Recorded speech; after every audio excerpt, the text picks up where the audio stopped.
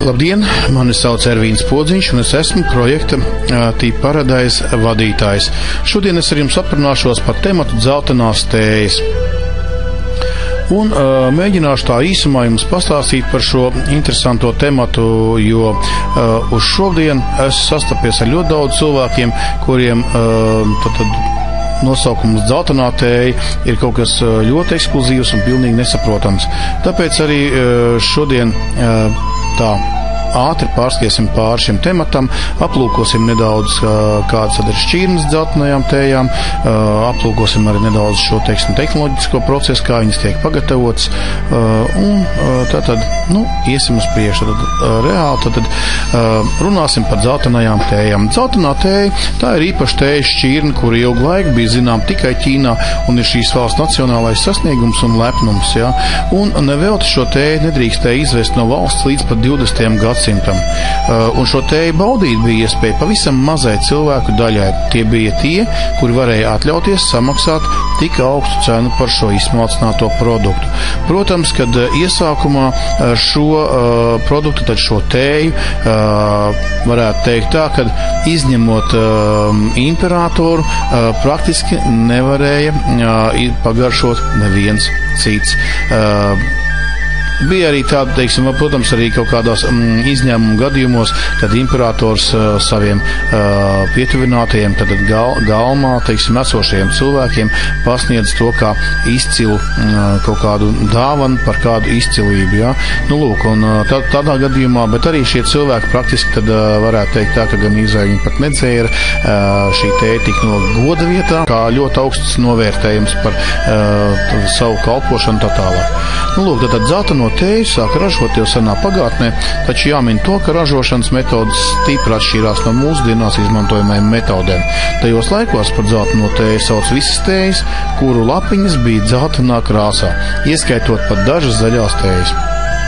Un pakāpeniski tika izstrādāta tad īpaša dzelteno tēju ražošanas tehnoloģija, protams, arī kritēriji, pēc kuriem tika vērtēts šīs tējas, ja? Un tad pēc savas apstrādes tā ļoti līdzinās zaļās tējas apstrādē, taču dažas nianses padara dzeltenās tējas garšu neatkārtojumu. Un ar šo tēju tiek veikts sekojošas darbības. Vispirms, protams, kad šīs tējas tiek ievāktas, tas tiek darīts ārkārtīgi rūpīgi, tas ir absolūts un pilnīgs roku darbs, ja? Un tad šīs ievāktās tējas lapiņas tiek vītinātas. Tad tēja tiek karsēta, lai apturētu oksidēšanās procesu. Tad veids satīšanas procedūru, vēl tiek veikta viena ļoti interesanta un ļoti ekskluzīva darbība.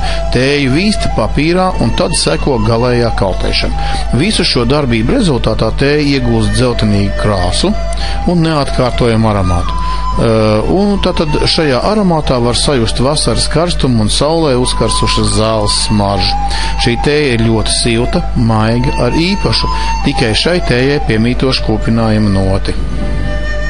Šajā slaidā ļoti uzskatām var redzēt, kāda tad izstāsta šī dzeltenā tēja. Jūs redzat, ka tas ir pumpuriņš, parasti viņš ir ļoti izteikti, taisns, un tad tiek ievākts pumpuriņš, vai no viens pumpuriņš ar vienu pa pirmo lapiņu, kas ir ļoti, ļoti cieši sakļausies ap šo pumpuriņu. Ir vēl viens kritērijs, kad šim novāktajai tējai ir jābūt ļoti, ļoti izteikti pārklātai ar šiem sudrabotajiem matiņiem, jeb pūciņu.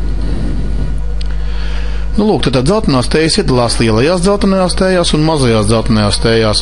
Un tad Menzinhuanjā, Dzuņšaņ Inžeņ, kā arī Guišaņ Maudzjaņ, ir attiecināms pie mazajām dzeltenajām tējām. Savukārt Huošaņ Huanjā, kā arī Inšaņhuanjā, ir attiecināms pie lielajām dzeltenajām tējām. Tātad tējas lapiņas ievākšana tiek veikta ļoti rūpīgi, kā jau es pirms tam minēju. Mazajām dzeltenajām tējām tiek ievākti atsevišķi tikai pumpuriņi vai pumpuriņi ar vienu lapiņu. Lielajām dzeltenajām tējām ņem pumpuriņi ar 2 līdz 3, dažkārt līdz pat 5 lapiņām. Šajā slaidā ļoti labi mēs ļoti uzskatām varam redzēt, kā notiek šis tējas ievākšanas process. pilnīgi noteikti jūs šeit nevarat ieraudzīt nevienu tehniku, jā, jo tas ir pilnīgs roku darbs. Un šajā attēlā mēs redzam, kā tiek ievākta tēja dzimšanas inžeņi. Tātad tās ir sudraba pūciņas no dzinšanas. No tējas pumpuriņiem vislabākā tēja skaitās dzimšanas inžeņi, tā ir tā, ko mēs tikko redzējām, kā viņi tiek ievākt, tad sudraba adats no dzimšanas, kas aug ļoti skaistā gleznainā vietā pie Duņcina ezera, kas atrodas Hunaņas provincē. Šī tēja ir iekļauta 10 slavenāko tēju sarakstā. Šī tēja sastāv no bieziem, pasmagiem tējas pumpuriņiem. Tie ir pārklāti ar sudrabainu pūciņu, kā jau mēs aplūkojām slaidā. Tātad tējas pumpuriņiem ir taisna forma, un to krāsa ir zeltīta dzeltena. Aromāts ir maigs, uzliejuma krāsa iegūst aprikožu ar zeltītu toni, it kā dzēriens mirdzētu tasītē. Tātad tējas uzliejuma aromāts ir maigs un svaigs. Ja jūs uzliesiet šo tēju caurspīdīgā glāzē, jūs ieraudzīsiet, kā tējas lapiņas nostāsies vertikāli un staigās uz augšu un uz leju. Tāpēc Ķīnā praktiski šo tēju arī tējnīcās pasniedz stikla traukā, vai tas, teiksim, ir uzlējums, tad, tiek glāzē, stikla, ja, lai patiešām vēl arī saņemt šo estētisko baudījumu. Ir ārkārtīgi interesanti pavērot, kā šī tēja, kamēr ievalkās, viņa cirkulē uz augšu, uz leju.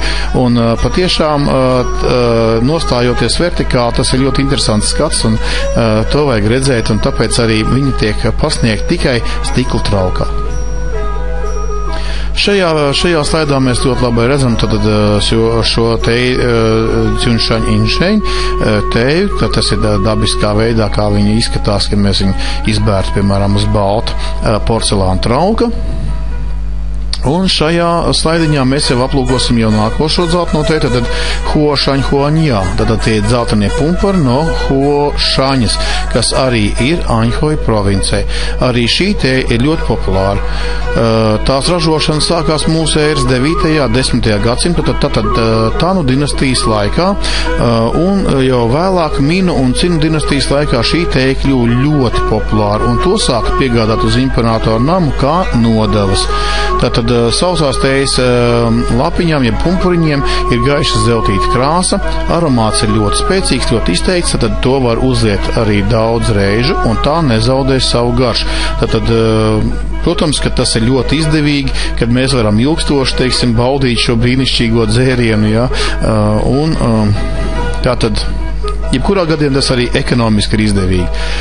Tad dzeltenā tēja Huošanhuanjā tiek apstrādāta uzreiz pēc novākšanas te pašā dienā.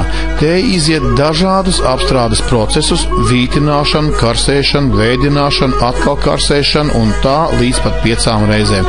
Tad noslēgumā tēja ir iegūsi dzeltenu toni un, protams, arī aromātu un garšu. Sičuaņu provincijā tiek ražota dzeltenā tēja Mendzinhuanjā. Tātad tie ir dzeltenie pumpuri no Mendzinas.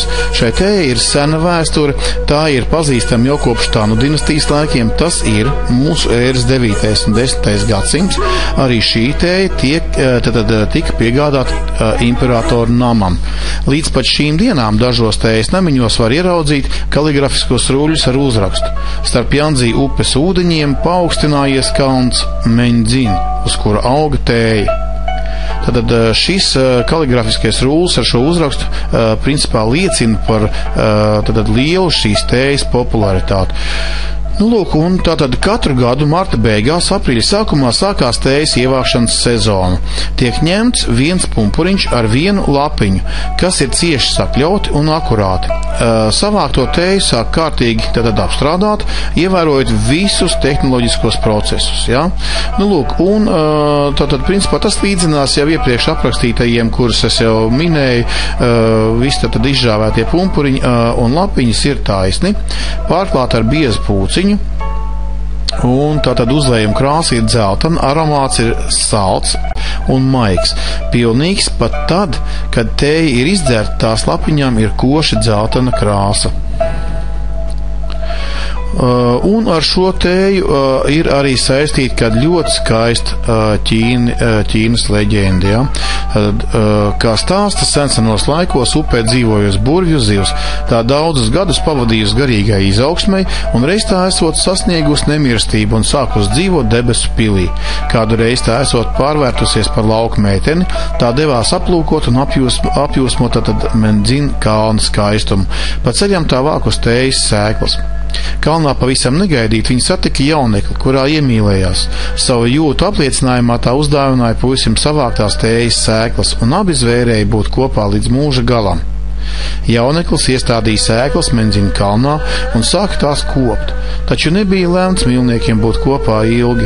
Debesu likumi piespieda meitenei atgriezties debesu pilī. Jauneklis ļoti skuma pēc savas mīļotās, viņš bija uzticīgs tai līdz mūža beigām. Viņš turpināja kopt tējas krūmus un ievākt no tiem tējas lapiņas. Drīzumā tēja no Mendzinas iecienīja cilvēku un tā kļuva populāra. Un tātad šeit ir vēl arī papildus informācija, tātad, kā stāsta, tātad imperators Dzjaņluns bija iecienījis dzelteno tēju, un tāpēc pilī esot glabājis savu personīgo tējas rezervi. Tolaik viņš esot šo tēju dzēris ar pienu. Šobrīd tā neviens nedara, un dzeltenējai tējai mēs tad ņemam mazliet atdzesētu ūdeni, ja? Ūdeni mēs nekad neuzvāram līdz pilnīgai vārīšanās temperatūrai, ja? Bet vāram kaut kur līdz 95–97 grādiem. Tad mēs vai nu tējkāniņu, tad šo ūdens kānu ņemam nost no uguns, vai, ja tā ir elektriskā kāniņa, mēs viņu uzreiz arī izslēdzam, lai ūdens neuzvārītos līdz pilnīgai vārīšanās temperatūrai. Un tad ļaujam ūdenim mazliet kaut kādas minūtes, 2–3 pastāvēt ar atvērtu vāciņu, lai ūdens mazliet atdziest, un ideāls, teiksim, tad smalkajām tējām ideāls ūdens skaitās no 75 līdz 85 grādiem, ar karstāku ūdeni gan apliet nevajadzētu, ja? Ok, un tātad pēc 10–20 sekundēm jūs ieraudzīsiet, kā mazās lapiņas sāk atvērties, un uzlējums sāk iekrāsoties zeltīt-dzeltenā krāsā. Un vēl kas ir ļoti zīmīgi, ka saldais aromāts sāks izplatīties pa visu telpu. Nu, lūk, labas kvalitātes tējas var uzliet vairāk kārt, tas ir tas, par ko jau es minēju iepriekš, un tēja lieliski veldzēs jūsu slāpes, sasildīs, dos domu skaidrību, un dzeltenā tēja lieliski palīdz norisināties vielmaiņas procesiem un uzlabo metabolismu. Nu, lūk, šis bija tāds īsts ieskats tematā dzeltenās tējas.